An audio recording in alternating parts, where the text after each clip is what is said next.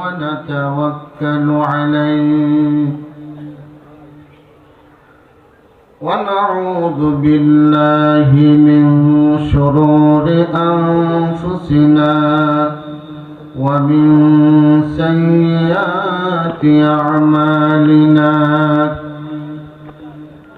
من يهده الله فلا مضل له ومن يضلله فلا هادي له ونشهد أن لا إله إلا الله وحده لا شريك له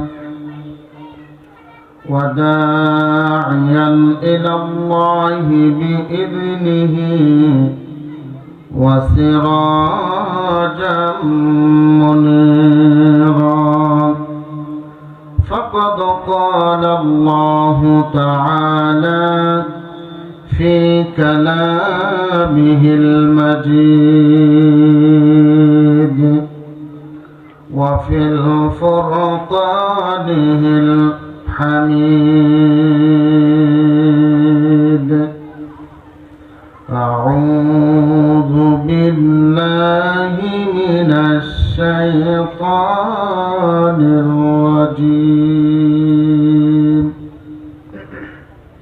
بسم الله الرحمن الرحيم إن الله يأمركم أن تؤدوا الأمانات إلى أهلها وإذا حكمتم بين الناس أن تحكموا بالعدل إن الله نعم يعظكم به إن الله كان سميعا بصيرا وقال تعالى من ذا الذي يقرض الله قرضا حسنا فيضاعفه له وله أجر كريم إن الله وملائكته يصلون على النبي يا أيها الذين آمنوا صلوا عليه وسلموا تسليما اللهم صل على سيدنا مولانا محمد وعلى آل سيدنا مولانا محمد بلغ العلا بكماله كشف الدجى بجماله حسنت جميع خصاله صلوا عليه وآله عشق محبوب خدا जिस दिल में हासिल नहीं लाखों मुमिन हो मगर ईमान में कामिल नहीं बलगल उला बिकमालिही कशफत दुजा बिजमालिही हसनत जमीउ खसालिही सल्लु अलैहि وآله لا إله لا إله إلا الله لا إله لا إله إلا الله মুহাম্মাদুর রাসূলুল্লাহ সাল্লাল্লাহু আলাইহি ওয়াসাল্লাম। সকলেই পড়ি আলহামদুলিল্লাহ। আরো জোরে পড়ি আলহামদুলিল্লাহ। আমরা কাজীকান্দাই পুরাতন মসজিদের বাৎসরিক ওয়াজে এসে খুশি না বেজার? সকলেই খুশি তো? এই কনকনা শীতের মধ্যে কোরআনের মাহফিলে এসে তারপরও খুশি আপনারা? আমি পড়লাম আলহামদুলিল্লাহ। আল্লাহর কাছে দোয়া করি যে আল্লাহ, যে সমস্ত বয়স্ক মুরব্বীরা, যুবকরা তো আছেই, যুবকদের ঠান্ডা একটু কম লাগে, যে সমস্ত মুরব্বীরা আরামের ঘুমকে হারাম করে কনকনা শীতের মধ্যে তোমার কোরআনের মাহফিলে বসেছে, আবার বাড়ি যেতে যেতে শরীরগুলা ঠান্ডা হয়ে যাবে, ঠিক কিনা? আল্লাহ, তুমি এই ঠান্ডা শরীরগুলা জাহান্নামের আগুন দিয়ে পোড়াইও না, বলেন আমিন। এখান থেকে ওয়াজ শুনে বাড়ি যাবেন, শরীর ঠান্ডা হবে, ঠিক কিনা? আল্লাহ ইচ্ছা করলে পারে কি পারে না? আজকের এই মাহফিল আমাদের নাজাতের উসিলা করতে পারে কি পারে না? পারে। নবীজি মেরাজে গেলেন, গিয়ে দেখলেন যে একজন দায়ুস মহিলা জান্নাতের মধ্যে। আল্লাহ নবী জিজ্ঞেস করলেন, তুমি বেহেশতে আসছো কি কারণে? দায়ুস বুঝেন তো? দায়ুস বেশ্যা। দায়ুস মানে কি? বেশ্যা। তিনি বলতেছে যে হুজুর, আমি তো দুনিয়ার মধ্যে বড় পাপী ছিলাম, তো পাপ কাজ করে মরুভূমির রাস্তা অতিক্রম করতেছিলাম। মরুভূমির মধ্যে দেখলাম একটা কুকুর পিপাসায়, পানি পিপাসায় ছটফট করতেছে। আমি আমার শরীরের পায়ের চামড়ার মোজা খুলে দূরে থেকে কুয়ায় থেকে পানি এনে কুকুরটাকে পান করাইলাম। মুহূর্তের মধ্যে কুকুরটা সুস্থ হয়ে গেল। আমার মৃত্যুর পরে আল্লাহ আমার এই আমলটা পছন্দ করেছে। মাসুদ ভাই উপরে আসেন।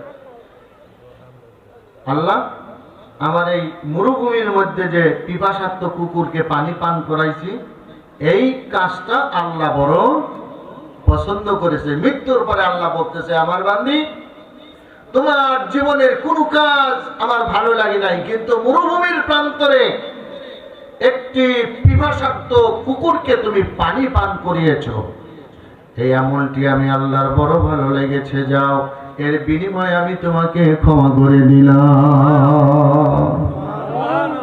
কি বলেন, পারে কি পারে না? আরো জোরে বলেন, পারে কি পারে না?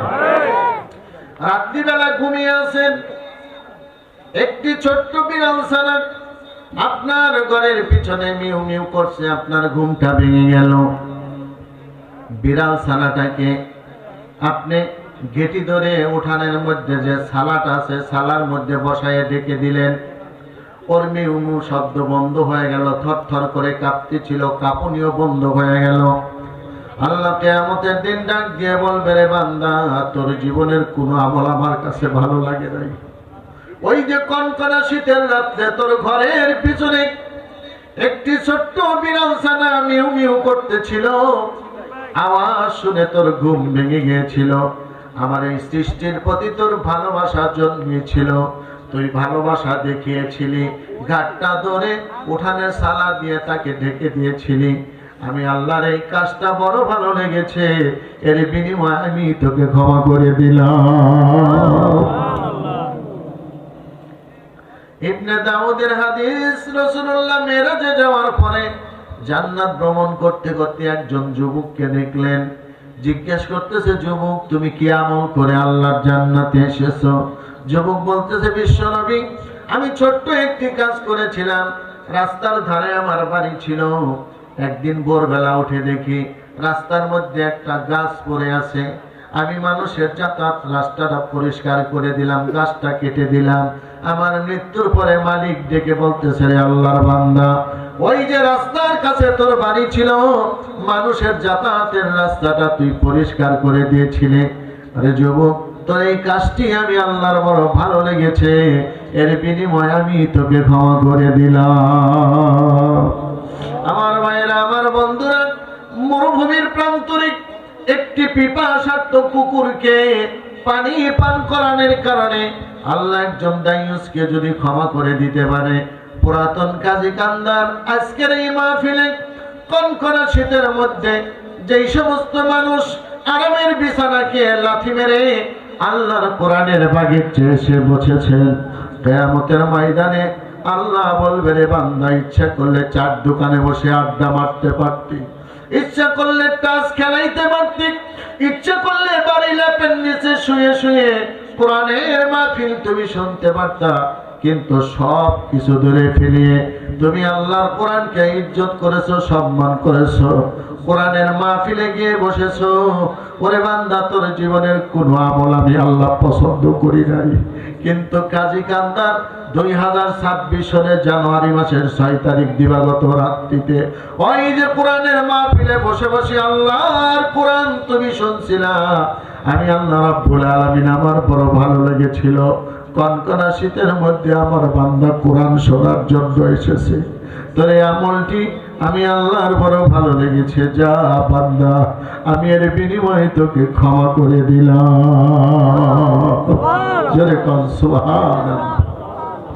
আমার ভাইরা, আমার বন্ধুরা, কিয়ামতের দিন আল্লাহর কোরআন সাক্ষী দিবে ওই 3 শ্রেণীর মানুষের জন্য, যারা কোরআন শোনার কারণে, কোরআন বোঝার কারণে, কোরআন পড়ার কারণে পায়ের মধ্যে স্পট পড়েছে, যারা আল্লাহর ইবাদত বন্দেগী করতে করতে কপালের মধ্যে দাগ পড়ে গেছে, হাঁটুর মধ্যে দাগ পড়ে গেছে, নাকের মধ্যে দাগ পড়ে গেছে। 3 নম্বরে নবীজি বলেন, যারা আল্লাহর কোরআন প্রতিষ্ঠিত করার জন্য আল্লাহর জমিনে রক্ত ঝরিয়েছে, 3টা জিনিসের বিনিময়ে আল্লাহ বান্দাকে জান্নাত দিয়ে দিবে। জোরে জোরে কোন সুবহানাল্লাহ। আমার মায়েরা, আমার বন্ধুরা, পর্দার অন্তরালের মা ও বোনেরা, আজ আপনারা কোরআন শুনছেন এখানে বসে বসে, এই মাটি কিয়ামতের দিন সাক্ষী দিবে। এই আশপাশের যত গাছ বৃক্ষ তরুলতা সব কিছু আপনার জন্য সাক্ষী দিবে, আসমানের তারকা আপনার জন্য সাক্ষী দিবে। যেদিন মা সন্তানকে দেখে দৌড়ায় পলাবে, যেদিন ভাই ভাইকে দেখে দৌড়ায় পলাবে, প্রাণের বোন দৌড়ায় পলাবে, নিজের পেটের সন্তান পিতাকে পিতা বলে পরিচয় দিবে না, ওই মুসিবতের দিনে আল্লাহর কোরআন আপনার সামনে এসে টর্চ লাইট ধরবে, বলবে, বান্দা চিন্তা করো না। আপনি তখন হঠাৎ করে কিংকট পদ্ম বিমূঢ় হয়ে যাবেন, আশ্চর্য হয়ে যাবেন, কিরে তুমি কে? তখন বলবে, আমি আল্লাহর কোরআন। আহারে, তোমারে তো আমি বেশি সময় দিতে পারি নাই, সংসারের পারিবারের ব্যস্ততার কারণে কোরআন তোমাকে সময় দিতে পারি নাই। কোরআন বলবে, ইকরাউল কোরআন ফাইন্নাহু লা ইয়াতি ইয়াউমাল কিয়ামাতি শাফিয়া লিআসহাবিহি। বান্দা, ওই যে কনকনা শীতের মধ্যে কাজী কান্দা পুরাতন মসজিদের কোরআনের মাহফিলে তুমি কোরআন শুনেছিলে, আমি কোরআন তোমাকে বলি নাই, ও আল্লাহর বান্দা, তুমি জান্নাতে না যাওয়া পর্যন্ত আমি তোমার পিছে আছি। চিৎকার দিয়া কোন সুবহানাল্লাহ। এই জন্য নবীজি বলছে, ইকরাউল কোরআন ফাইন্নাহু লা ইয়াতি ইয়াউমাল কিয়ামাতি শাফিয়া লিআসহাবিহি। দুনিয়ার মানুষেরা, আমার উম্মতেরা, তোমরা কোরআনের সাথে থাকো, কোরআন তেলাওয়াত করো, কারণ কোরআন পড়ো, কোরআন বুঝো, কিয়ামতের ময়দানে কোরআন ছাড়া সুপারিশকারী আর কেউ তোমার হবে না। জোরে কোন সুবহানাল্লাহ। এই জন্য বিশ্বনবী সাল্লাল্লাহু আলাইহি ওয়াসাল্লাম বললেন, নিজে কোরআন পড়া শিখো। যদি তুমি কোরআন পড়া শিখতে না পারো, তোমার একটা সন্তানকে তুমি কোরআন পড়া শিখাও। তুমি যদি তাও না পারো, তাহলে তুমি যারা কোরআন পড়া জানে তাদের সাথে একটু সম্পর্ক ভালো রাখো। জোরে কোন সুবহানাল্লাহ। যারা কোরআন পড়া জানে তাদের সাথে তুমি বন্ধুত্ব করো। তাও যদি তুমি না পারো, কোরআন পড়ার সাথে যার বন্ধুত্ব আছে তার সাথে বন্ধুত্ব করো। এই চারটার মধ্যে থাইকো, 5 নম্বরে যাও না। যদি 5 নম্বরে যাও তুমি জাহান্নামী হয়ে যাওয়া। জোরে কান সুবহানাল্লাহ। ওই যে বলতেছিলাম, 1 নম্বরে কোরআন যারা পড়ে, কোরআন পড়তে পড়তে দেখবেন যারা হাফেজ হয়, আলেম হয়, তাদের এখান দিয়া দাগ হয় কি হয় না? নামাজ পড়তে পড়তে মানুষের কপালে দাগ হয় কি হয় না? কিয়ামতের ময়দানে এই ইবাদতের জায়গাগুলো চমকাইতে থাকবে। এই যে কোরআন শুনতেছেন, পায়ের যেই সমস্ত জায়গায় কোরআন শোনার কারণে আঘাত লাগতেছে, এই সমস্ত জায়গাগুলো কিয়ামতের ময়দানে বিদ্যুৎ গতিতে চমকাইতে থাকবে। কোন আল্লাহু আকবার। তখন আল্লাহর ফেরেশতারা বলবে, রব্বুল আলামিন, এরা তো কোনো ওলি না, এরা তো কোনো নবী না। আয় আল্লাহ, এরা তো সাহাবীও না, এরা তো শহীদও না। আল্লাহ, তুমি এদেরকে এত মর্যাদা কেন দিয়েছো? কেন এদের মাথায় তুমি নূরের টুপি পরিয়েছো? কেন এদের হাত পাও দিয়ে বিদ্যুতের মতো নূর চমকাইতেছে?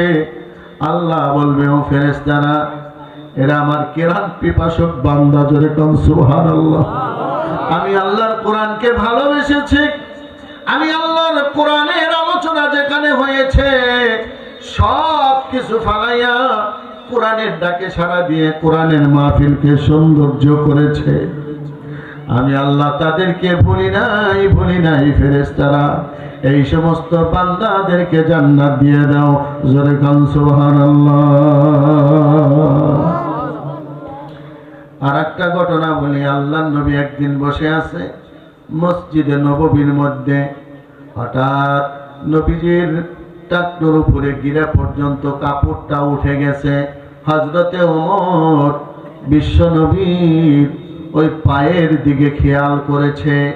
খেয়াল করার পরে বলতেছে, নবীজি গো, আপনার কি ছোট সময় পসারি হয়েছিল নাকি? কয়, না রে ওমর, আমার তো পসারি জীবনে হয় নাই। নবীজি গো, আপনার কি গুটি বসন্ত হয়েছিল নাকি? কয়, না রে ওমর, আমার তো গুটি বসন্ত রোগ হয় নাই। এইবার ওমর বলতেছে, তাহলে নবীজি গো, আপনার ওই যে পায়ের মধ্যে কালো কালো দাগ দেখা যায় আর গর্ত দেখা যায়, এই গর্তগুলা কালো দাগগুলা কিসের গো নবীজি? আমি জানতে চাই। ওমর প্রশ্ন করে চুপ করে বসে রইলেন। কিছুক্ষণ পরে ওমর বলে, আমি রাহমাতুল লিল আলামিনের মুখের দিকে তাকাইয়া দেখি আল্লাহ নবীর চোখ বেয়ে বেয়ে পানি পড়ে পড়ে দাড়িগুলা ভিজে যাচ্ছে। হযরত ওমর মিন্নতি করে বললেন, ইয়া রাসূলুল্লাহ, আমি যে প্রশ্ন করলাম আপনাকে কষ্ট দেওয়ার জন্য তো করি নাই।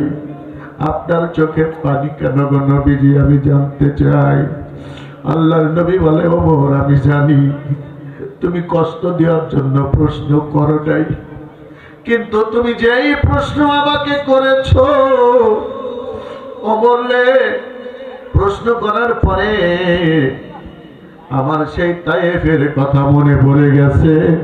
জোরে জোরে কথা আল্লাহু আকবার। ওমর রে, আমি যখন মানুষকে এই কোরআনের দাওয়াত দিতে লাগলাম মক্কায়, মক্কার মানুষ আমার দাওয়াত গ্রহণ করলো না। আমি বড় আশা নিয়ে তায়েফে গেলাম এই কোরআনের দাওয়াত দেওয়ার জন্য রে ওমর। এই তায়েফে সবচেয়ে বেশি কষ্ট আমাকে দিয়েছে তায়েফবাসী। তায়েফে আমি 3 দিন ছিলাম রে ওমর। একদিকে আমি ছিলাম ক্ষুধার্ত, 2 নম্বরে আমি ছিলাম পিপাসার্ত। তায়েফের কোন বাড়ি থেকে আমাকে 1 গ্লাস পানি পর্যন্ত দেয় নাই। অনাহারে অর্ধহারে 3টা দিন আমি কাটিয়েছি। কমপক্ষে 2 বার তাইফের ময়দানে আমি অজ্ঞান হয়ে গেছি। আমার রে, তাইফে যখন কোরআনের দাওয়াত নিয়ে আমি গেলাম, তাইফের যুবকেরা আমার দাওয়াত গ্রহণ করলো না, আমাকে পাথর মারা শুরু করে দিল। পাথরগুলো আমার গায়ে মারে না, শুধু আমার পায়ের মধ্যে পাথরগুলা মারতে আরম্ভ করলো। আরবের পাথরগুলা খুব ধারালো, চকচকে। আমি তাইফ থেকে ফেরার সময় বড় ক্লান্ত, একটি আঙ্গুরের পাশ দিয়ে আসতেছিলাম, একটা পাথরের মধ্যে বসলাম। আমার আল্লাহ পাথরকে বললেন, পাথর রে, রাহমাতুল লিল আলামিন বড় ক্লান্ত, আমার পেয়ারা নবী, আমার নবীর জন্য পাথর তুমি তোলার মতো নরম হয়ে যাও। হযরত ওমর বলে, ইয়া রাসূলুল্লাহ, তারপরে কি হলো? আল্লাহর নবী বললেন, আমি মক্কায় ফিরে আসলাম। ওমর বলতেছে, নবীজি গো, আপনার যে পাথরের দাগগুলা, আল্লাহর কাছে যদি দোয়া করতেন, আল্লাহ তো দাগগুলা মুছে দিত। নবীজি বললেন, ওমর রে, আমি তো আল্লাহর কাছে মুছার জন্য দোয়া করি নাই, আমি আল্লাহর কাছে দোয়া করেছি, আল্লাহ তুমি আমার এই দাগগুলা মিশাইও না, আমার এই গর্তগুলাই দুনিয়ায় তুমি ভরে দিও না, আমার এই কালো দাগগুলা আরো কালো হয়ে থাকবে। ওমর বললেন, ইয়া রাসূলুল্লাহ, আপনি কেন এই কথা আল্লাহকে বললেন? এভাবে কেন আল্লাহকে বললেন? আল্লাহর নবী মানে ওমর, কিয়ামতের ময়দানে যেদিন হাসর নাসর শুরু হয়ে যাবে, সন্তান মাকে পরিচয় দিবে না, কারো সাথে কোনো সম্পর্ক থাকবে না, সমস্ত পয়গম্বররা সেজদায় পড়ে নফসি নফসি বলে কাঁদতে থাকবে রে ওমর। সেদিন আমি সিরাত মুহাম্মদুর রাসূলুল্লাহ ছাড়া আল্লাহর দরবারে কেউ কথা বলতে পারবে না। আল্লাহর সামনে সেদিন কেউ দাঁড়াতে পারবে না রে ওমর। আমি আল্লাহর সামনে দাঁড়াইয়া সেদিন আল্লাহকে আমি বলবো, আল্লাহ, এই যে আমার শরীরের মধ্যে যে ক্ষতগুলা, আমি তো কোনো অন্যায় করি নাই, আমি তো কোনো পাপ করি নাই, আমি তো কারো হক বাড়ি নাই, অন্যায় মানে কাউকে একটা গালি দেই না, কাউকে কোনোদিন বকাও দেই নাই, শুধু তোমার কোরআনের দাওয়াত দিতে গিয়ে ওরা আমাকে মেরে রক্তাক্ত করেছে, আমার দেহ ক্ষত বিক্ষত করে দিয়েছে। আয় আল্লাহ, সেদিন আমি তোমার কাছে বিচার চাই নাই, আজও তোমার কাছে আমি বিচার চাবো না, তোমার কাছে খালি করজোরে আমি মিন্নতি করবো, আল্লাহ, আমার এক একটা দাগের বিনিময়ে, গর্থের বিনিময়ে আমার গুনাহগার উম্মত গুলাকে তুমি ক্ষমা করে দাও। হযরতে আবু হুরায়রা বলেন, নবীজি মেরাজ থেকে এসে গল্প করতে লাগলেন আমাদের কাছে। নবীজি জান্নাত দেখলেন, জান্নাতের গল্প করলেন, জাহান্নামের গল্প করলেন। নবীজি বললেন, আমি যখন জান্নাত ভ্রমণ করলাম, জান্নাতের মধ্যে দেখলাম সব পয়গম্বরের নামে একটা করে আসন, কুরসি, চেয়ার আল্লাহ বানাইছে, আমার জন্য একটা চেয়ার জান্নাতের মধ্যে নাই। আমি মনে মনে চিন্তা করতেছিলাম, জিবরাইল আমাকে ডেকে নিয়ে গেলেন জাহান্নামে। জাহান্নামের ফাঁস গেটে গিয়ে দেখি একটা কুরসি চেয়ার আল্লাহ বানায় রাখছে, আর ওই চেয়ারের মধ্যে লেখা মুহাম্মাদুর রাসূলুল্লাহ সাল্লাল্লাহু আলাইহি ওয়াসাল্লাম। আমি জিজ্ঞাসা করলাম, জিবরাইল, জান্নাতের মধ্যে সমস্ত নবীদের জন্য একটি করে চেয়ার আল্লাহ বানাইছে, আমি মুহাম্মদের চেয়ারটা কেন জাহান্নামের ফাঁস গেটে? জিবরাইল বলল, ইয়া রাসূলুল্লাহ, ইয়া হাবিবাল্লাহ, কিয়ামতের ময়দানে মুসিবতের দিনে আপনি একমাত্র নবী যিনি উম্মতের জন্য উম্মতি উম্মতি বলে কাঁদতে থাকবেন, নিজেকে ভুলে গিয়ে যিনি উম্মতের জন্য কাঁদতে থাকবে। একবার দৌড়ে যাবে জাহান্নামের গেটে, আবার দৌড়ে যাবে মিজানে, আবার দৌড়ে যাবে পুলসিরাতে। আপনি এরকম দৌড়াদৌড়ি করবেন, আমার আল্লাহ এটা সহ্য করতে পারবে না। জোরে কোন সুবহানাল্লাহ। সকল নবী কাঁদবে আল্লাহর দরবারে, মোদের নবী পড়ে রবে সেজদাতে। সকল নবী কাঁদিবে আল্লাহর দরবারে,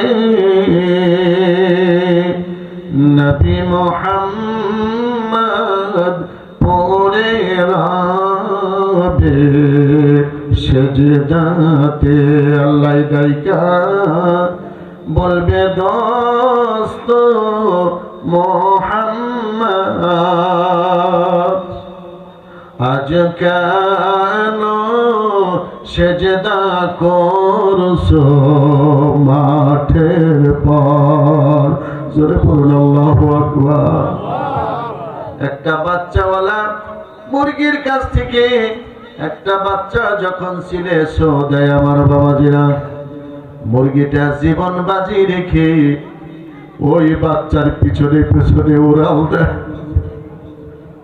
ছিলের মুখ থেকে বাচ্চাটাকে ছাড়াইয়া দুটি পাট মেলে দেয় আর বলে, বাচ্চারা আয় আয় আমার পাখের নিচে, আমি তোদের মা লাগি, আমার পাখের নিচে। জীবন থাকতে একটা বাচ্চাকেও আমি চিলের মুখে ছেড়ে দিব না। আমাদের ময়দানে নবীজি বলবে, আমার উম্মতেরা কাঁদিস না।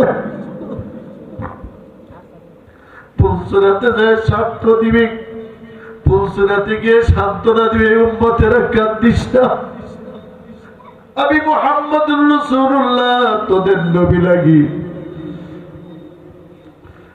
নেকিবাদী ওজন হবে, মিজানের ওখানে যায় বলবে, মুহাম্মদের উম্মতেরা কাঁদিস না, আমি তোদের নবী লাগি, আমি থাকতে একটা উম্মত জাহান্নামে যেতে দিব না।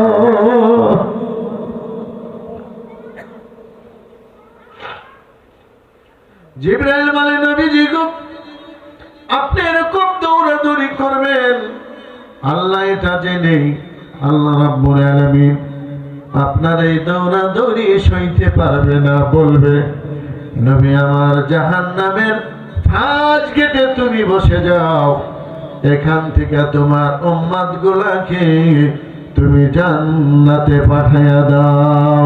জোরে জোরে গান সুবহানাল্লাহ, লা ইলাহা ইল্লাল্লাহ, লা ইলাহা ইল্লাল্লাহ, জোরে লা ইলাহা ইল্লাল্লাহ, লা ইলাহা লা ইলাহা ইল্লাল্লাহু মুহাম্মাদুর রাসূলুল্লাহ সাল্লাল্লাহু আলাইহি ওয়াসাল্লাম। আমার ভাইয়েরা, আমার বন্ধুরা, পর্দার অন্তরালের মা ও বোনেরা, এই জন্য কোরআনের আলোচনা যতক্ষণ পর্যন্ত চলবে ততক্ষণ পর্যন্ত ইনশাআল্লাহ আমরা আছি তো? সকলেই বলে ইনশাআল্লাহ। আল্লাহ তৌফিক দান করুক, বলেন আমিন। হতে পারে আমাদের জীবনের আজকের এই মাহফিলটা নাজাতের উসিলা আল্লাহ করে দিবে, ঠিক কিনা? যে সমস্ত যুবকেরা বাহিরে এদিক সেদিক ঘোরাফেরা করছেন, আমি তাদেরকে করজোড়ে বিনতি করছি, অত্যন্ত গুরুত্বপূর্ণ আলোচনা হবে কোরআন এবং হাদিস থেকে। আপনারা মেহেরবানি করে কোরআনের মাহফিলে বসে পড়ুন, কারণ এই মাহফিলে যদি আমরা না বসি, হক আদায় না করি, আল্লাহ না করো যদি আমার মৃত্যু হয়ে যায়, আল্লাহর কাছে কি জবাব দিব আমরা? কথা বলেন ঠিক কি না?